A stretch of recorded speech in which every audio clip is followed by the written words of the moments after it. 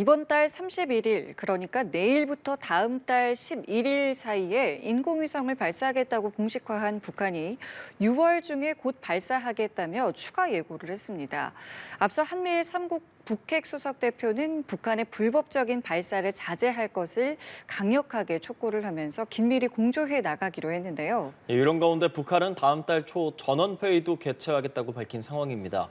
위성 발사 통보에 이어서 전원회의까지 소집한 북한의 속내는 무엇인지 전문가와 함께 이야기 나눠보겠습니다.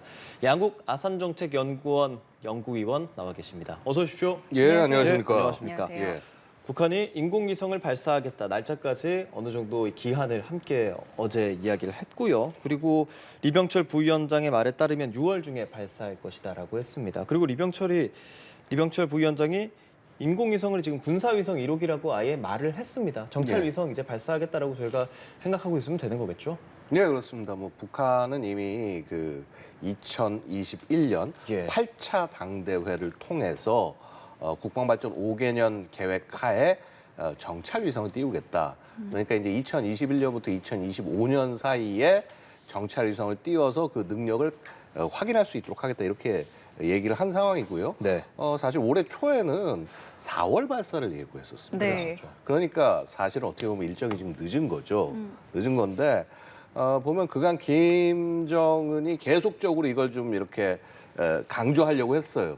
그러니까 발사를 못 하니까 예를 들어서 이제 4월 말 정도는 가가지고 가서 우주 개발국 가서 이제 막 현지 시찰 한번 하고 그다음에 또 5월에도 발사를 못 하니까 5월 중순에는 이제 위성 만드는 공장 이제 현장 가가지고 가서 야 이거 만들어졌다 네. 하면서 이제 실물 사진 보여주고. 앞에서 이제 실물 보여주고 이제 사실 이제 그게 만약에 그 북한이 얘기한 대로 5월 중순에 위성 자체가 완성이 된 거면은요 얘를 로켓을 조립해야 되지 않습니까? 네. 그렇죠. 그러니까 얘를 옮겨서 발사장 쪽으로 옮겨서 거기서 이제 로켓을 조립을 하고 이제 그 로켓을 세워서 이제 발사대에 연결하는 네. 이제 그런 절차가 남았는데 그게 이제 최소한 3주 정도 걸립니다. 근데 이제 지금 북한이 5월 31일 그러니까 0시부터 6월 11일 0시까지 그러니까 실제로는 6월 10일까지겠죠. 네. 그 사이 기간 안에 발사하겠다고 얘기를 한 건데 사실 약간 6월 초만 해도 사실 첫째 주만 해도 되게 빠른 거예요. 그러니까 네, 지금까지 상황을 봤을 때요. 완성된 걸 생각하고 했을 때 예. 상당히 북한이 굉장히 초조하다. 그러니까 굉장히 빨리 이걸 엄청나게 빨리 올리라라는 아마 김정은이라든가 기타 이제 여기에 누가 굉장히 와서 호통을 치고 빨리 하라고 압박을 가하지 않았을까. 사실은 이게 어떻게 보면 공개한 다음에 3주 만에 발사해서 연결한다? 이거 굉장히 좀 무리하다라고 생각했습니다. 저희 처음에 그래서 이제 5월 그 이제 19일이었나요? 이제 그때 언론 통해서 공개가 됐을 때 저희 그 정보 집단에서 판단한 것은 이거 아무리 빨라도 6월 10일 이후일 것이다라고 얘기를 했는데 맞아요. 지금 6월 10일에 딱 쏘겠다고 얘기를 한 겁니다. 예. 그러니까 이제 그만큼 북한도 이거 발사를 지금 빨리 시켜야 되는 상황이다. 어떻게 보면 북한의 초조함을 저는 이 북한이 얘기한 발사 시기에서 읽을 수 있었다 이렇게 말씀드릴 수 있겠습니다. 그럼 이렇게 무리한 일정을 잡은 이유는 뭐라고 보세요? 역시 아마도 내부의 정치 상황 그다음에 더 중요하게는요. 네. 지금 대한민국은 누리호 발사 성공했잖아요. 그렇죠? 이미 이 인공위성 8개를 막 동시에 이제 그쵸. 분리를 해서 이제 뭐 물론 지금 뭐 성공했다 실패했다 뭐 몇 개가 지금 예. 문제가 있습니다만 우리가 목표로 한 주요한 것들은 다 올렸단 말이죠. 북한은 4월에 지금 자기들이 먼저 발사하겠다고 얘기를 했는데 아직까지 발사를 못 하고 있는 겁니다. 그것도 이번에 발사할 때 여러 개를 올리는 것이 아니에요. 우리는 8개 쏘아 올렸지만 북한은 딱 하나 정찰위성 하나만을 아마 쏘아 올릴 것으로 지금 추정이 됩니다만은 네. 그래서 그런 부분에서 봤을 때 북한 입장에서는 야 이거 조금 더 그러니까 만약에 6월 중순 이후에 발사가 가능하다라고 보면은 네. 뭐 6.25 이런 날짜를 맞춰가지고 한다거나 아니면 좀 더 정치 일정을 생각하면 뭐 7월, 네. 7월에 이제 북한이 이제 그 소위 정전기념일을 북한은 승전기념일이라고 예, 이제 예. 얘기를 하고 있으니까 그때 맞춰가지고 쏠 가능성도 있지만 그렇게 되면 너무 늦는 거죠. 왜냐하면 이미 대한민국 발사 성공했고 그다음에 또 6월에 아시다시피 6월 초부터 우리는 또 화력 시범들이 쭉 있지 않습니까? 네네네. 결국 뭔가 하여튼 이 주도권을 뺏기면 안 된다, 뒤지면 안 된다, 그다음에 인민들에게 뭔가를 보여줘야 된다라고 하는 그런 압박감이 이 개발진들에게 굉장히 작용하지 않았을까 뭐 이렇게 생각이 됩니다. 그 25일부터 한미 화력 경멸 훈련 진행되고 있는 것에 대한 반발 성격으로도 볼 수 있겠습니까, 그럼? 그렇죠. 그 지금 뭐 이 경멸 훈련 자체가 사실 여러 차례 나눠서 이렇게 행사가 진행되는 것으로 알고 있습니다. 이제 6월 7일인가 하고 12일하고 15일 뭐 이런 식으로 이제 나눠서 이제 여러 차례 실시가 되는데 예. 사실 그런 것 자체 아니 사실 그것보다도 지금 북한이 더 열받을 것이 있어요. 뭐냐면은 예.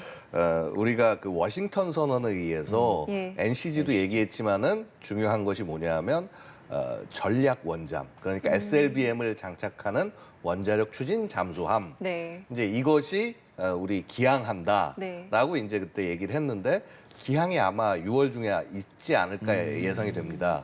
결국 이런 것들 자체가 북한으로 하여금 야 우리 절대 기죽지 않고 사실 리병철이도 얘기했지만은 그거 아닙니까? 우리가 뭐 미국을 다 들여다보겠다 이런 식으로 얘기를 하는데 예. 물론 지금 북한의 기술 수준 갖고 어림도 없는 얘기긴 합니다만은 자 어쨌거나 그것이 북한의 목표다.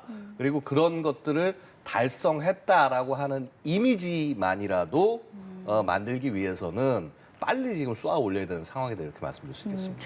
그 예비 기한을 그래서 오는 31일, 그러니까 내일부터 다음 달 11일까지 한 2주 정도 잡았잖아요. 근데 우리 누리호 때 보면은 일주일 잡았었는데 이건 예. 이제 2주 정도로 잡았단 말이에요. 이거는 어떤 의미라고 보세요?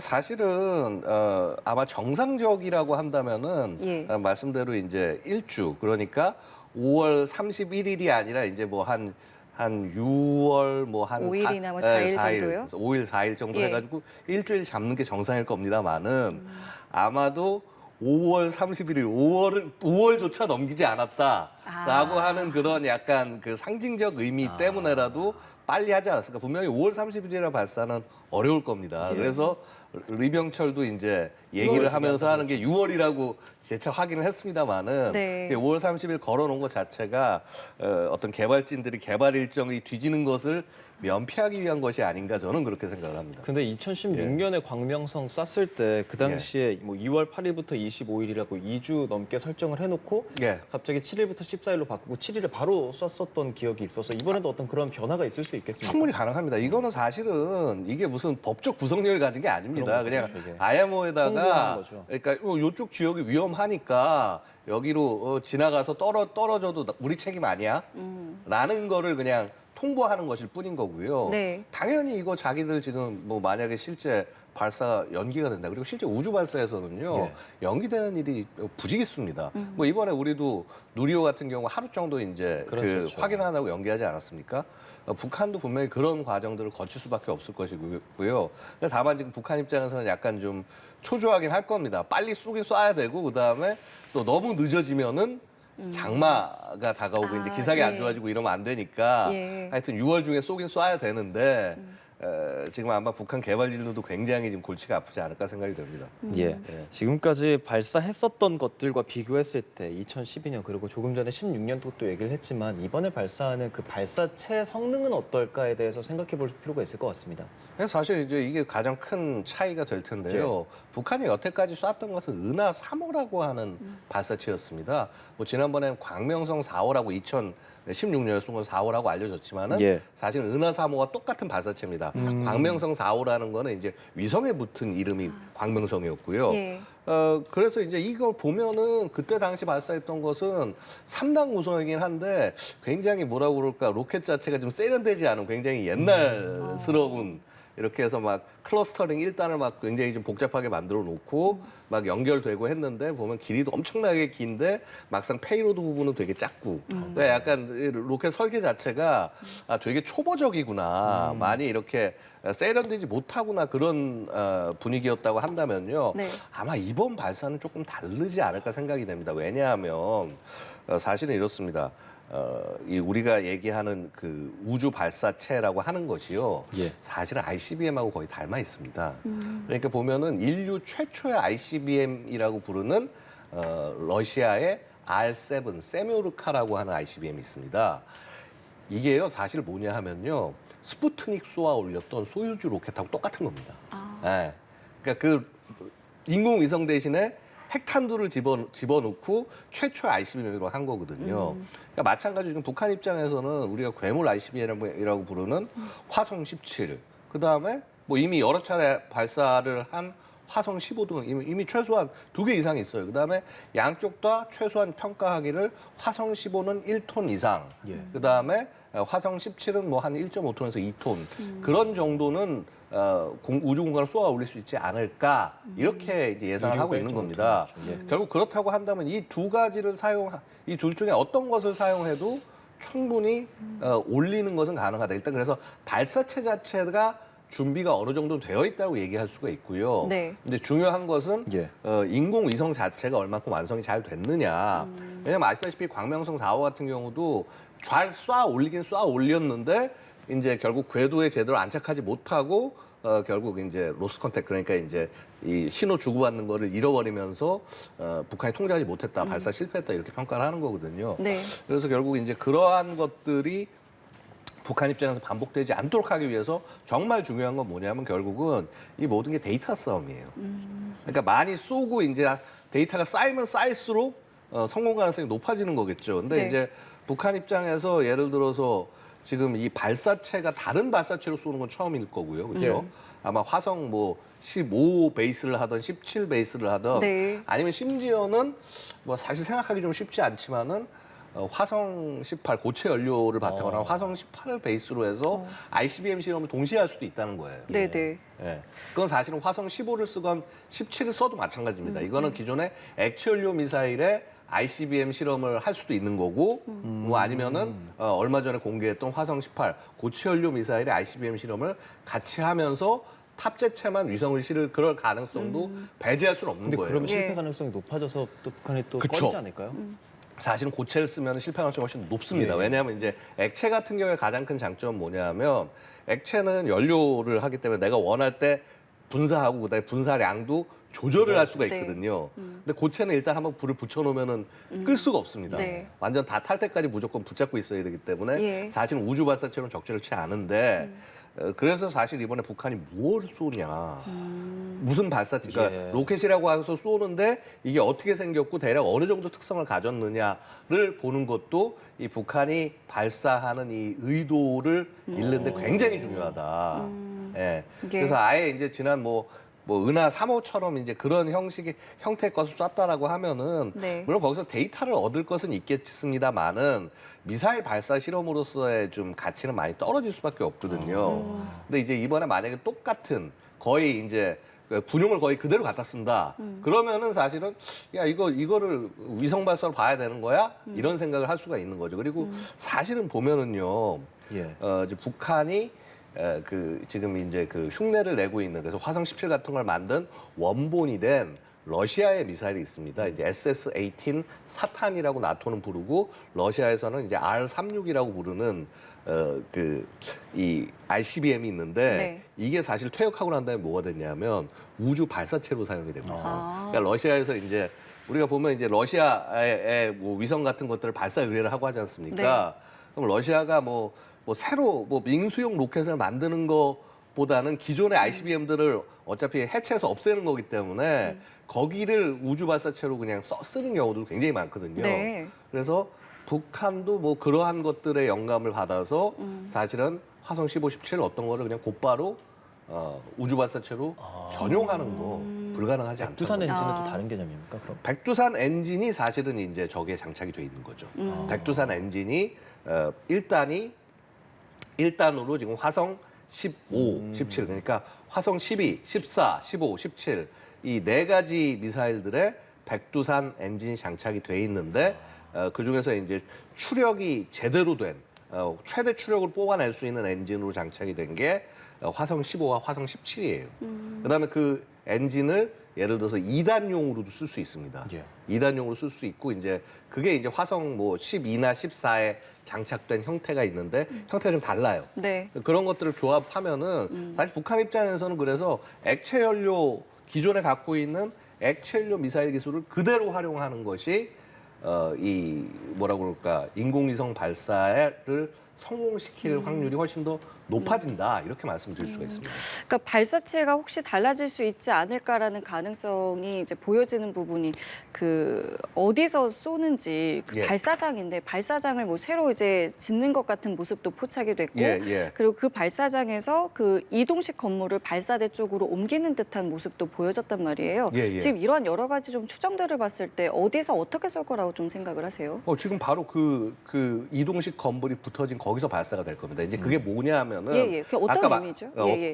아까 말씀드렸다시피 이제 인공위성을 만들어 놨지 않습니까? 공장에서 이제 네. 무균 시설 같은 데서 열심히 잘 만든 다음에 얘를 이제 쏘려면은 네. 실어야 되잖아요, 로켓에. 네. 그러니까 얘를 발사장으로 가져옵니다. 그래서 예. 발사장 옆에 가건물 지어놓고 거기서 로켓을 조립을 하는 거예요. 네. 그래서 옆에서 이제 일단 눕힌 다음에 조립을 하겠죠. 네. 눕힌 다음에 조립을 한 다음에 쏘려면 세워야죠, 그렇죠? 네. 세워서 여기다 붙이는 겁니다. 네. 근데 지금 이제 이동식 발사 건물이 이쪽에 있다가 얘가 이제 한쪽 구석에 있다가 몇백 미터를 이동해서 지금 발사대 타워 옆에 네, 이 건물이 붙였더라고요. 붙었다는 얘기거든요. 예. 그건 뭐냐면 지금 이제 조립은 다 끝났고 이제 얘를 갖다가 놔서 이제 세워서 발사대와 결합하고 있다.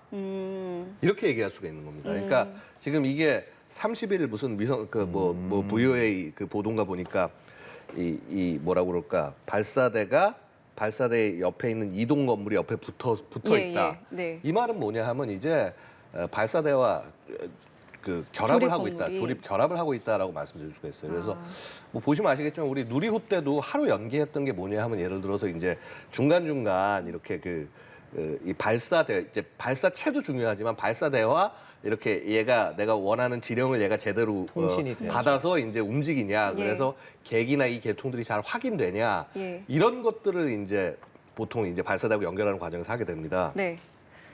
아마도 지금 한참 그 작업을 하고 있지 않을까 생각이 됩니다. 전반적으로 사실 이 발사대나 우리가 발사체에 대해서 좀 이야기를 하는 것이 결국엔 이 발사하는 것이 ICBM 대륙간 탄도 미사일이라든지 이번에 하는 인공위성이나 다 쏘아 올리는 기술은 사실 다 똑같은 거고 무엇을 실느냐에 따라서 이게 정찰 위성이 되기도 하고 무기가 되기도 하는 그런 것 때문에 저희가 좀 이야기를 하게 되는 건데 예. 그럼 이번에 탑재하게 되는 이 인공위성이라고 말하는 정찰 위성의 사실 성능적인 부분에 있어서는 조악한 수준이다라는 평가들이 좀 있지 않았습니까? 이번에 좀 어떻게 예상하고 계세요? 그러니까 단순히 이걸 조악하다라고 얘기하기는 좀 힘듭니다만은 이게 과연 2020년대에 국가가 내세워서 군사 정찰 위성용으로 쓸만한 성능의 것이냐 여기에 대해서는 좀 이렇게 뭐라고 그럴까 의견이 좀 다를 수 있겠다라고 생각이 된다. 해상도 그러니까 같은 부분에서 그렇습니다. 그렇죠. 기본적으로 이제 뭐냐면 지금 사이즈를 보니까 대략 길이가 1m 이하, 그래서 한 90cm 정도 저희가 추정을 하고 있고요. 네. 그다음에 이제 이 직경이 한 60cm 정도 추정을 하고 그다음에 이 반사판 4개를 장착을 하고 광학 카메라 2개 정도를 장착하지 않았을까 이제 이렇게 추정을 하고 있습니다. 근데 문제는 뭐냐면요. 지금 말씀드린 대로 굉장히 작습니다.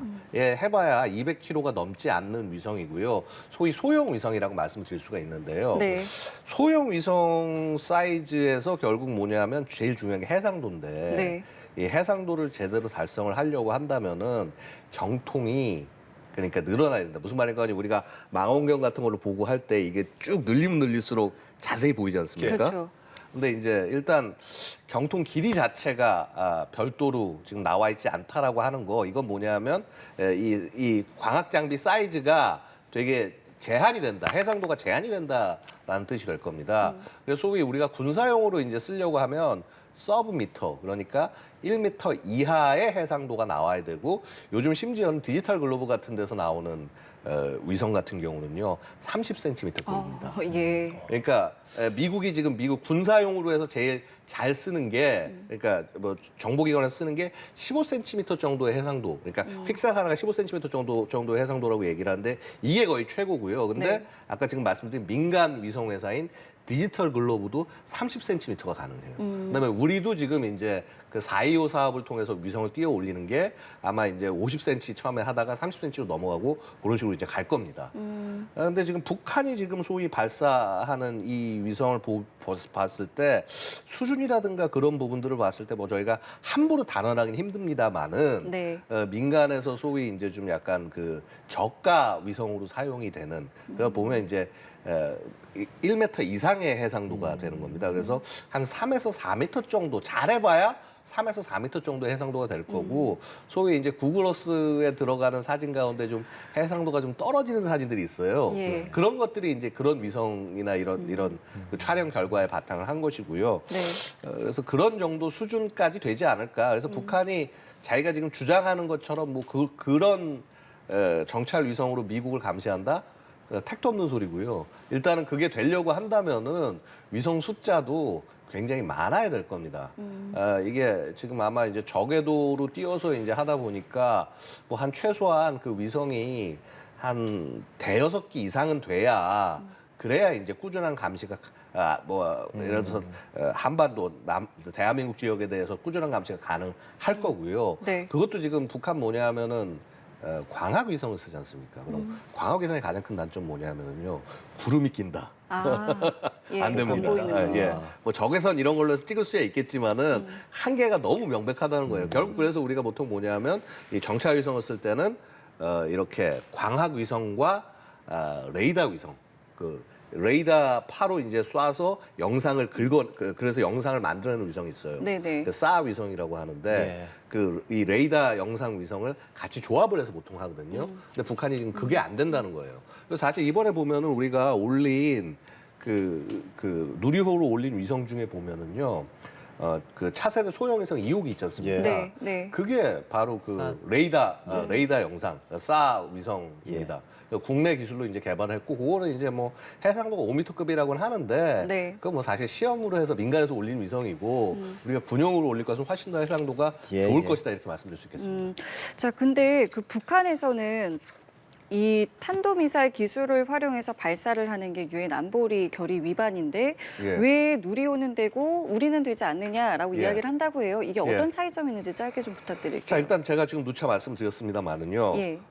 북한은 여태까지 국제의 사회의 어떤 그런 규율과 이런 것들을 하나도 지키지 않고 제 멋대로 지금 미사일을 발사를 해왔어요.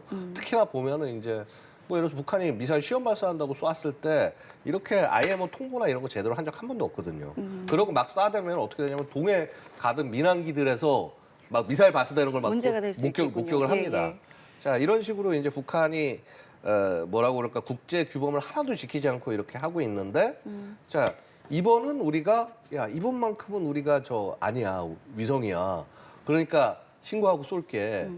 이거 그대로 믿을 수 있겠냐라는 거죠. 지금 사실 왜냐면 제가 아까 말씀드렸지만은 화성 15나 화성 17을 그대로 활용할 수도 있다는 겁니다. 발사체로. 네, 네. 그럼 그 발사가 말이 인공위성 발사지 실제는 이 ICBM의 그 어떤 정상각도 발사 예. 시험 이게 될 수도 있다라는 거죠.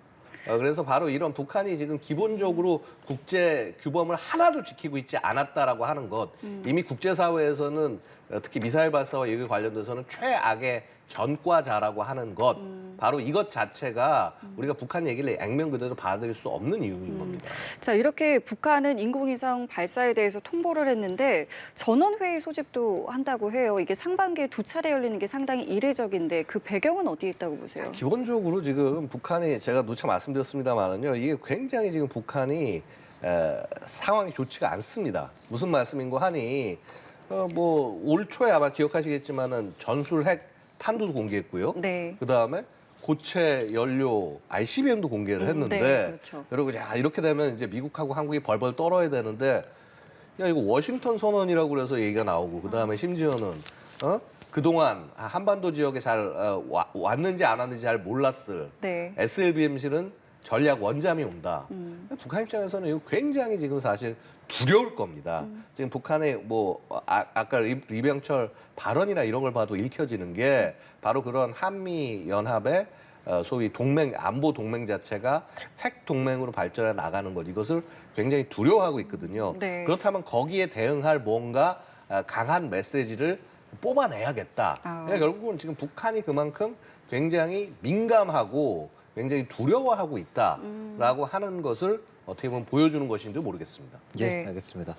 이런 가운데 오늘부터 제주도에서 나흘 동안 이 PSI 이 고위급 회의가 열리게 됩니다. 뭐 어떤 회의인 건지 그리고 어떻게 해서 만들어진 기구인지 좀 설명을 해주실까요? 자, 일단 PSI라고 하는 것은요, 소위 이제 그 확산 방지의 그 부상.